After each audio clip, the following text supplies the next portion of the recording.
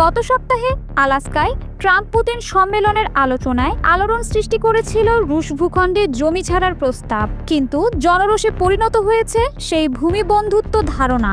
কারণ এই যুদ্ধ আসলে পূর্ব ইউক্রেনের স্লাইস নয়, এটি গণতন্ত্রের যুদ্ধ।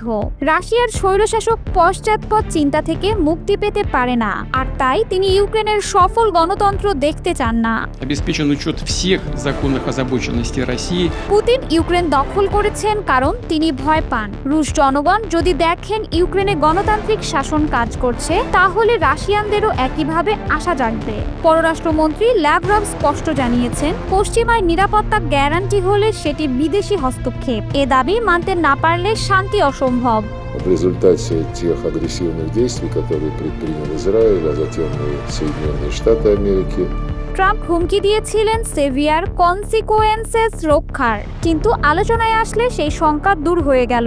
জমি চুক্তি নয়, তাকে বুঝতে হবে যুদ্ধযুক্ত গণতন্ত্র রক্ষার দাবির সাথে। ট্রাম্পের জন্য মূল চ্যালেঞ্জ পুতিনকে বোঝানো যে যুদ্ধ চালিয়ে জনগণের মাঝে স্বৈরশাসকের সমর্থন হারানোই হচ্ছে তার নিজস্ব রাজনৈতিক হুমকি। কিয়েভ দাবি করছে ইউরোপীয় শান্তিরক্ষা বাহিনী জরুরি, যার পেছনে থাকতে হবে মার্কিন সামরিক সমর্থন। ল্যাভরভ ক্রমাগত ভেটো দাবি করে চলেছে, এই ভেটোই ফাঁস করছে পুতিনের মূল উদ্দেশ্য।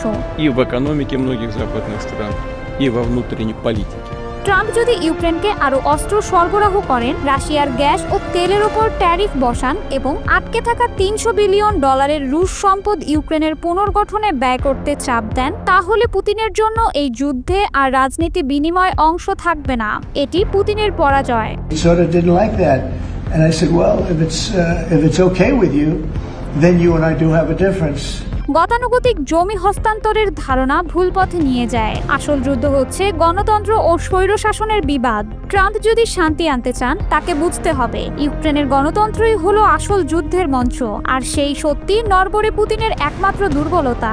ইউক্রেনীয় জনগণের সাহসিকতা ও দৃঢ়তা এই লড়াইকে আরো তাৎপর্যপূর্ণ করে তুলেছে।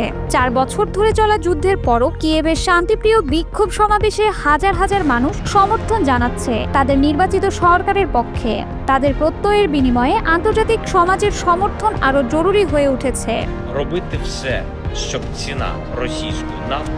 অর্থনৈতিক নিষেধাজ্ঞা ও প্রতিরক্ষা ব্যয়ের বৃদ্ধি আন্তর্জাতিক বিশ্বে এক অনিবার্য বাস্তবতা।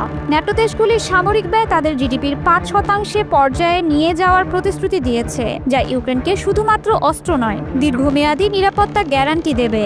এই কৌশল পুতিনের কৌশল পরিবর্তন না করলে তাকে রাজনৈতিকভাবে অনেক দুর্বল করে দিবে।